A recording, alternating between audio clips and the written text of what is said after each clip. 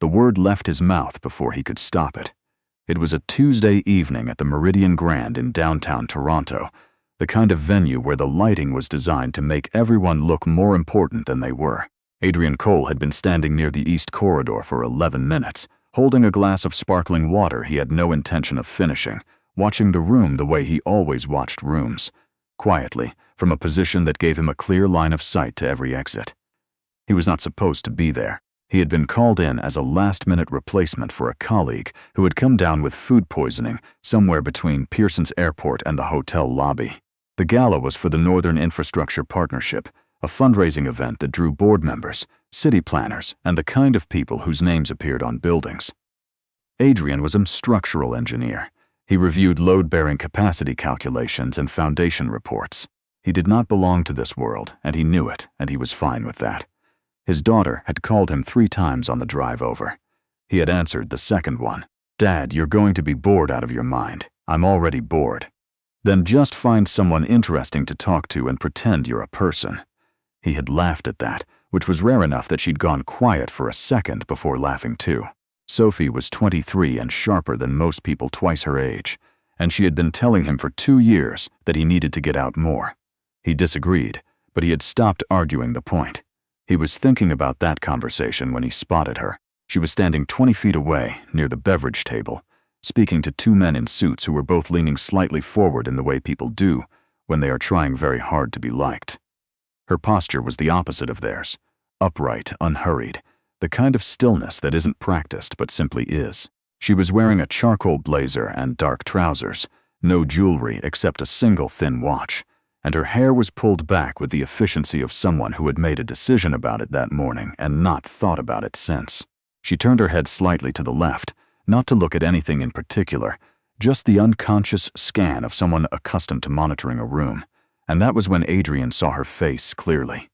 He had worked with her firm 18 months ago on a bridge rehabilitation project in Mississauga. They had exchanged maybe 6 emails and 1 conference call. He remembered her voice more than her name, which was his own failing, and he remembered that she had been decisive and very direct, and had once called a structural assessment report technically correct but intellectually lazy, which had irritated him at the time, and which he had come to agree with later. He stepped forward without fully thinking it through. "There you are," he said. "I was starting to think you hadn't made it." The 2 men in suits turned to look at him. The woman turned slightly slower, the way people do when they are not surprised. Then he saw her expression. Not confusion, exactly. Something more measured than that. She looked at him the way a person looks at a math problem they have already solved, waiting to see if the other person is going to catch up. "I'm sorry," he said, and he heard the shift in his own voice. "I think I've made a mistake." She let a beat of silence pass. Then she said, "You think?" One of the suited men cleared his throat. The other looked at his phone, which had not vibrated. Adrian Cole was 51 years old, had spent 26 years in structural engineering, had sat across from city councils and federal inspectors, and once a very irritated federal minister, and he did not often feel the specific heat that was, at that moment, moving from the back of his neck to somewhere behind his ears. "I mistook you for someone else," he said. "I apologize." She studied him for a moment. Her expression had not changed in any dramatic way, but something in it had shifted. A small recalibration, like a dial being turned 1 degree. "Who did you think I was?" she asked. "A colleague. From a project in Mississauga about a 1.5 years ago. What was her name?" He paused. "I'm not entirely certain." Something that was almost a smile crossed her face. Not warm, not unkind, just precise. "That's honest," she said. The 2 suited men excused themselves within the next 40 seconds. Adrian noticed this without comment. Her name was Vivienne Ashworth. He learned this not from her but from the name card on the table behind her, which he read while pretending to set down his glass of sparkling water. He looked it up on his phone in the corridor 15 minutes later, after their conversation had ended, and he had walked away before he said anything else he hadn't planned to say. Vivienne Ashworth, founder and managing director of Ashworth Capital Ventures, headquartered in Calgary with offices in Toronto and Vancouver. The firm had holdings across infrastructure, renewable energy, and commercial real estate. The profile he found listed her age as 44, though the photo looked older and younger than that simultaneously, in the way of people who are not concerned with appearing either. The article was from a business publication and described her as methodical and media-averse, which told him something useful. He did not expect to see her again. He was wrong about that. The call came 9 days later, on a Wednesday morning while Adrian was reviewing foundation drawings for a parking structure in North York. His assistant, a precise and unflappable man named Douglas Vance, knocked once and opened the door. "Ashworth Capital," Douglas said. "A woman named Renata Solis. She says she's the director of project acquisitions and that she has a brief question about a bridge project in Mississauga." Adrian looked up from the drawings. "Put her through," he said. Renata Solis was efficient and specific. The bridge in question was one Adrian knew well, the Trethwick Road Rehabilitation Project, completed 14 months ago, the same project that had involved the email exchanges and the conference call he half remembered. There was apparently a question about the secondary load distribution report. Could someone from his firm confirm a detail about the original calculations? He confirmed the detail. She thanked him and said someone would be in touch if there were further questions. He thought that would be the end of it. 3 days later, Douglas knocked again. "Vivienne Ashworth," he said. "For you directly." Adrian set down his pen. "She's on hold?" "She is." He waited 4 seconds before picking up the phone, which was not long enough to be rude, but long enough to think. Her voice was exactly as he remembered it from that conference call 18 months ago, measured. Not cold exactly, but stripped of any social softening. She spoke the way people write when they are being careful. "Mr. Cole," she said. "Vivienne, apologize for going through your assistant. No need," he said. "How can I help you?" "I'd like to discuss a project, not by phone. Do you have time Thursday afternoon?" He looked at his calendar. He had a site visit Thursday afternoon. "I can move some things," he said. "Don't move anything on my behalf," she said. "If Thursday doesn't work, I can do Friday." "Friday works," he said.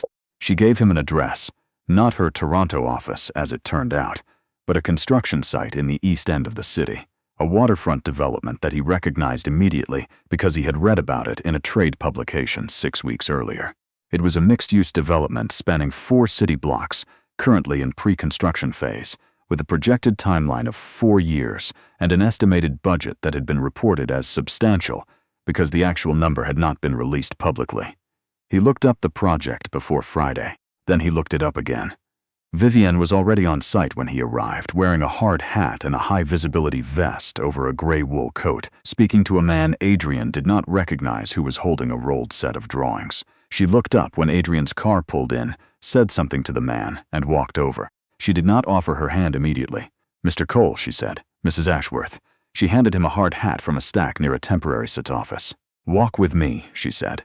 She walked the way she had stood at the gala, with purpose but without hurry, which is a specific kind of discipline that most people do not manage. She showed him 3 areas of the site in sequence: the footprint of the proposed main structure, the waterfront edge where a public promenade was planned, and a section near the northeast corner that she described as the part that keeps the structural consultants up at night. He asked questions. She answered them without hedging. When she didn't know something, she said so and named exactly who on her team would know. At the northeast corner, she stopped and handed him a tablet with a set of drawings on it. "The original assessment recommended pile foundations along this entire edge," she said. "We've had 3 consultants review it. 2 agreed, 1 didn't." Adrian studied the drawings. The site was close to the waterfront, which meant soil conditions that varied in ways that didn't always behave predictably under load. "Which one didn't?" he asked. "A firm out of Ottawa," she said. "They flagged a potential issue with lateral load transfer under certain conditions." He looked up from the tablet. "Seismic?" Among other things, he looked back at the drawings. Toronto's seismic risk was low relative to other parts of Canada, but low was not the same as 0, and for a structure of this scale, low was not a number to round down to nothing. "I'd want to see the soil reports," he said. "I know," she said. "That's why you're here." He almost smiled at that. She didn't miss it. "You find that funny," she said. Not a question. "No," he said. "I find it efficient." She looked at him for a moment in that same way she had at the gala, not assessing exactly but registering. Then she turned and started walking back toward the site office. "The reports are inside," she said. He followed. They spent 2 hours in the site office going through the soil reports, the structural drawings, and the competing assessments from the 3 previous consultants. The temporary office was cramped and fluorescent lit, and smelled like coffee from a machine that had been running since before either of them arrived. Someone had taped a map of the site to the wall with blue painter's tape that was already peeling at one corner. Vivienne sat across from him with her own copy of the reports and asked questions that told him she had already read everything twice.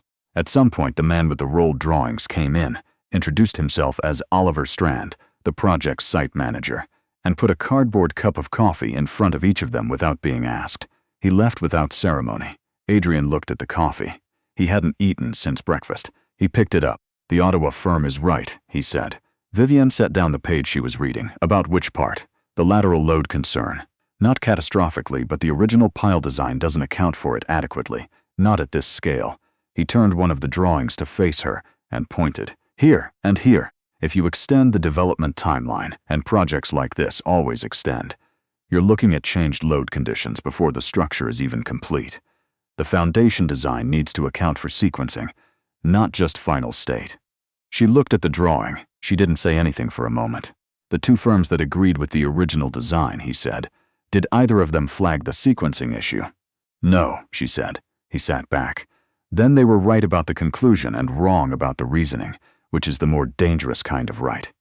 Vivienne looked up from the drawing. "Say that again," she said. He met her eyes. "Technically correct, but incomplete," he said. "The foundation will perform under the designed conditions. It may not perform under the actual conditions, which will differ from the designed conditions by the time construction reaches that phase." She was quiet for 4 seconds. Then she said, "How long would it take you to produce a revised assessment?" "Depends on what I find in the soil data. 6 weeks, maybe 8. Can you do 5? "I can do 5 if the data is complete." "The data is complete," she said.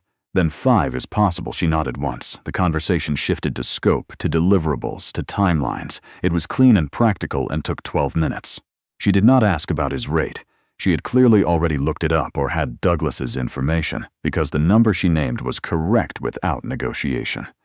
He drove home in the early evening, through traffic on the Gardner that moved in the stop-start rhythm of a Thursday at dusk.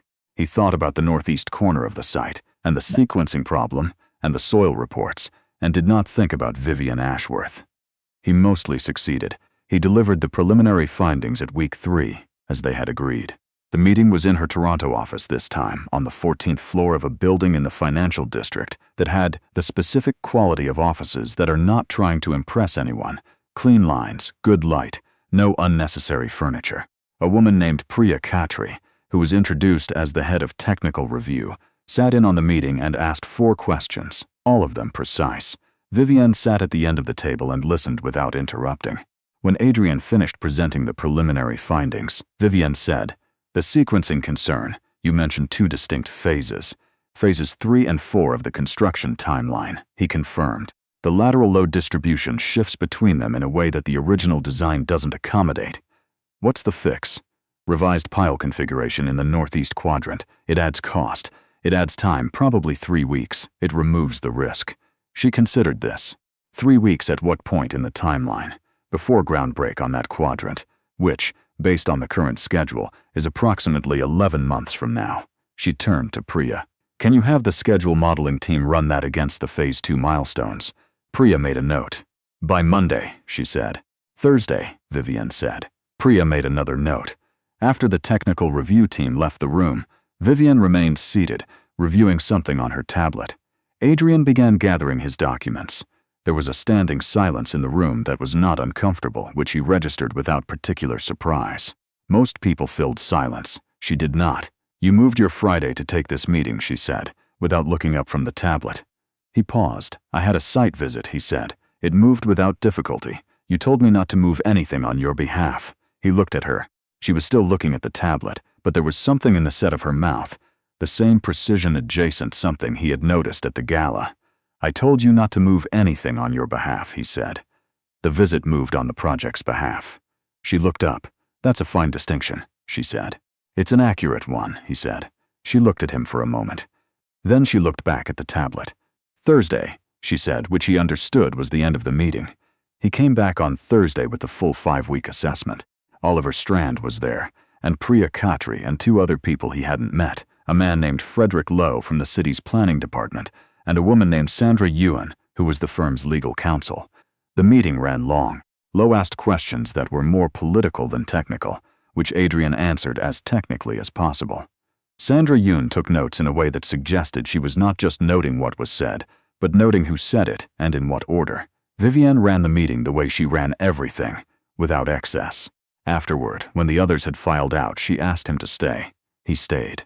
She poured 2 glasses of water from a pitcher on the credenza, set one in front of him, sat down across the table, not at the end where she had been during the meeting, but 1 seat closer. "The city has a concern," she said. "Lowe telegraphed it," Adrian said. "Yes." She looked at her glass.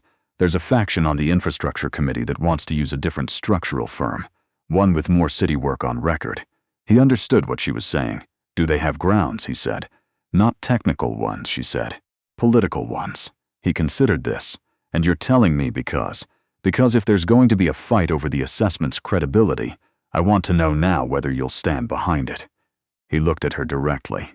"I'll stand behind everything in that report," he said. "I'll stand behind it in front of a committee, a regulatory body, or a courtroom if it comes to that." She was quiet for a moment. "It won't come to that," she said. "I know," he said. "But the answer is the same either way." She looked at him for what was, he noted, several seconds longer than the previous times. Then she picked up her glass of water. "Good," she said. He picked up his. Outside the window, the afternoon light was doing something particular to the lake, the way it went silver before it went dark, a color that only appeared in that specific half-hour between afternoon and evening in autumn in Toronto, and that he had never seen anywhere else. He did not mention this. The committee met 6 weeks later. Adrian attended as the assessment's author, which meant he sat at a long table in a municipal building that smelled of floor wax and recycled air, while 3 members of the infrastructure committee asked him questions about load-bearing calculations and pile configuration and seismic risk ratings, and he answered each of them in clear, precise language that did not condescend and did not simplify. The 4th committee member, a man named Robert Feld, asked him whether he stood by his finding that the original assessment had been technically correct but incomplete. "I do," Adrian said. "And you're aware that the firm that produced the original assessment has 22 years of work with the city on record." "I'm aware of their record," Adrian said. "The length of a working relationship doesn't change the physics of lateral load transfer." There was a pause in the room. Someone at the back cleared their throat. Vivienne was sitting 3 chairs to his left. He did not look at her during any of this, but he was aware of her the way you become aware of a fixed point when everything else in a room is shifting. The committee voted 4-1 to accept the revised assessment and authorize the revised pile configuration. Robert Feld was the one. Afterward, in the corridor outside the committee room, Vivienne fell into step beside him without announcement. They walked to the elevator. She pressed the button. They waited. 4-1, she said. "It was always going to be 4-1, he said. "Why? Because Feld's concern wasn't technical. When a concern isn't technical, you can't resolve it with a technical answer. You can only outlast it." The elevator opened. They got in. She pressed the lobby button. The doors closed. "You didn't look at me once during that meeting," she said. "You didn't need me to," he said. Another of those silences that neither of them filled. The elevator reached the lobby. The doors opened. They stepped out into the marble foyer, which had the specific acoustics of marble foyers everywhere, sound that arrived from too many directions at once. "There's a coffee place 2 blocks north," she said. "If you have time." He had time. He had restructured his afternoon for the committee meeting the same way he had restructured his Friday for the first office meeting. And for the same reasons he had given himself both times, which were technically accurate and not entirely complete. "I have time," he said. The coffee place was called something he immediately forgot, because it was one of those names designed to be typed into an app rather than spoken aloud. It was small and warm and played music at a volume that acknowledged you were there without demanding your attention. Vivienne ordered without looking at the menu. He ordered the same thing. They sat at a table near the window. She wrapped her hands around her cup. He noticed she did this, the practical gesture of someone who is often cold or who has spent a lot of time in places where warmth was something you secured for yourself. "Where did you grow up?" he said. The question surprised him slightly. He didn't usually ask things like that. She looked at him. "Why? You hold your coffee like someone who learned to do it in a building with bad heating." She considered this. "Halifax," she said. "We had good heating, actually. I just don't trust rooms to stay warm, to stay comfortable," she said, generally. He understood this without needing to examine it too closely. "You?" she said. "Outside Sudbury," he said. "Different problem. We trusted the rooms. We didn't trust the winters. Same result," she said. "Same result," he agreed. Outside, a light rain had started, the thin October kind that wasn't quite cold enough to be serious. People on the sidewalk were adjusting their collars without breaking stride. "My daughter thinks I don't get out enough," he said. He wasn't sure why he said it.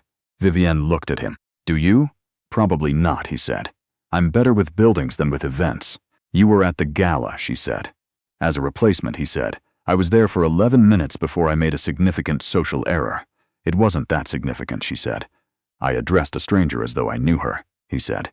"At a formal event, you were direct," she said. "Most people at that event spent 4 hours not being direct about anything." He looked at her. "Is that why you stayed to talk?" She considered the question the same way she considered everything, without rush, without performance. "I stayed because you apologized immediately," she said, "and because you admitted you didn't remember her name. Most people would have invented one." "Inventing one would have been worse," he said. "Yes," she said. "Most people don't know that." The rain picked up slightly. A woman outside opened an umbrella that immediately turned inside out in the wind, and she stood there holding the wreckage of it with an expression of resignation that was, Adrian thought, genuinely dignified. Vivienne had seen it too. He could tell by the slight change in her posture. Not amusement exactly, but recognition. "I have a question," she said, turning back. "All right," he said. "The report you submitted, the line about technically correct but incomplete reasoning," she paused. "You used that phrase at the gala, initially. About yourself." He had not remembered that. "Technically, I found the wrong person," he said. "But the conversation that followed," he stopped. She looked at him. "Was not incomplete," he said. She held his gaze for a moment. Then she looked at her coffee. "No," she said. "It wasn't." Outside, the woman with the inside-out umbrella had flagged down a cab and was getting in with the confidence of someone who had already moved on from the umbrella situation entirely. The cab pulled into traffic. The rain kept falling. "My daughter is going to ask me how the meeting went," Adrian said. "The committee meeting. What will you tell her?" 4-1, he said. "And then she'll ask what I did after." Vivienne looked up from her coffee. "What will you tell her?" she said. He thought about this for a moment. "The truth," he said. "That I had coffee with someone interesting." She looked at him in that way that was not quite a smile, but which, he had come to understand, was her version of one. The small, precise adjustment in expression that meant something had registered and been filed away in a place she intended to return to. "Accurate," she said. The rain fell. The room stayed warm. Neither of them reached for their coat.